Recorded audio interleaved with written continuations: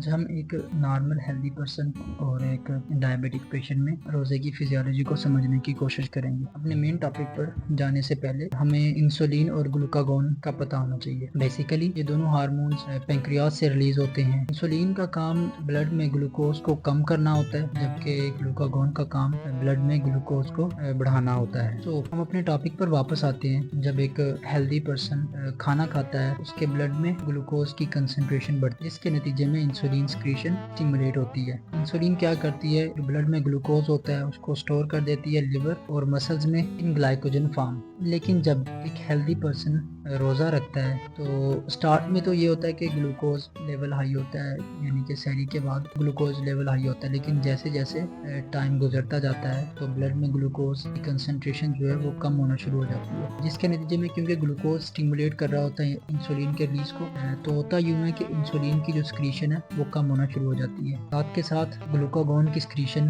बढ़ती है और कैटेकोलामाइंस जैसे कि एड्रेनालिन्स, डोपामाइन, नॉरएपिनेफ्रिन, इनकी सिक्रीशन भी बढ़ती है। अब ये तीनों चीजें, इंसुलिन की सिक्रीशन का कम होना, ग्लूकागोन की सिक्रीशन का ज्यादा होना और कैटेकोलामाइंस की सिक्रीशन का भी ज्यादा होना, स्टिमुलेट करते हैं ग्लाइकोजन की ब्रेकडाउन को। साथ के साथ ये भी होता है जो फूड का हमारा नॉन कार्बोहाइड्रेट पार्ट होता है, जैसे लैक्टेट, ग्लाइसरोल, वो भी ग्लूकोज बनाना शुरू कर देता है। इस प्रोसेस को ग्लूकोनियोजेनेसिस कहते हैं। जैसे जैसे मजीद टाइम गुजरता है, स्टोर ग्लाइकोजन कम होना शुरू हो जाती है, जिसके नतीजे में मजीद इंसुलिन का लेवल ब्लड में लो हो जाता है। बॉडी एडजस्ट करती है, अलाउ करती है फैटी टिश्यू से फैटी एसिड्स का रिलीज। अब जैसे जैसे इंसुलिन कम होना शुरू होती है, बॉडी के फैट टिश्यू फैटी एसिड को रिलीज करना शुरू कर देते हैं। अब ये जो फैटी एसिड रिलीज हो रहा है, इसकी ऑक्सीडेशन का प्रोसेस शुरू होता है। इनकी ऑक्सीडेशन से कीटोन्स बनते हैं। कीटोन्स ग्लूकोज की गैर मौजूदगी में एज अ फ्यूल यूज होता है by the skeletal, cardiac muscle, liver,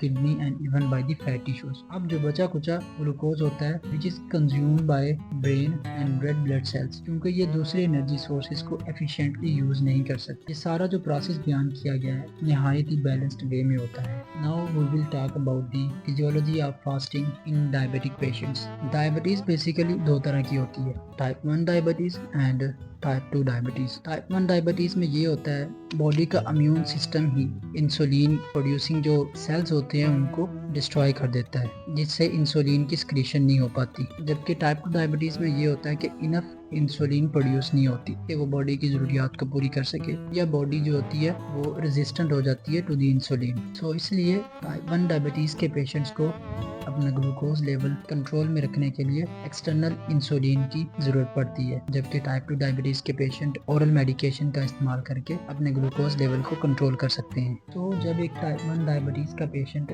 रोज़ा रखता है तो जैसे जैसे बॉडी में ग्लूकोज लेवल कम होता है, यानी कि हाइपोग्लाइसेमिक सिचुएशन होती है, लेकिन जो पैंक्रियाटिक सेल्स होते हैं ग्लूकागोन प्रोड्यूस नहीं कर पाते। आपने पहले देखा कि एक सेहतमंद फर्द में जब हाइपोग्लाइसीमिया की सिचुएशन होती है, यानी खून में लो ग्लूकोज होता है, तब ग्लूकागोन की सिक्रीशन बढ़ती है, जबकि टाइप 1 डायबिटीज़ में ऐसा नहीं होता। टाइप 1 डायबिटीज़ के मरीजों में ऐसे हालात में ग्लूकागोन की सिक्रीशन नहीं बढ़ती। साथ साथ एपिनेफ्रिन की सिक्रीशन भी डिफेक्टिव हो जाती है, जिससे रिकरेंट हाइपोग्लाइसीमिया अक्कर होता है, जो कि एक इमरजेंसी की सिचुएशन भी बन सकती है। इसमें मरीज बेहोश हो सकता है या उसको सीरियस वाक़या हो सकते हैं, क्योंकि टाइप 1 डायबिटीज़ के पेशेंट में इंसुलिन की कोई प्रोडक्शन नहीं होती। सो जब एक टाइप 1 डायबिटीज़ का पेशेंट रोज़ा रखता है तो जैसे जैसे टाइम गुजरता है एक्सेसिव ग्लूकागोन ब्रेक डाउन होना शुरू हो जाता है और ग्लूकोनियोजेनेसिस का प्रोसेस भी स्टार्ट हो जाता है, यानी कि नॉन कार्बोहाइड्रेट जो पार्ट होता है फूड का उससे ग्लूकोज बनना शुरू हो जाता है और कीटोजेनेसिस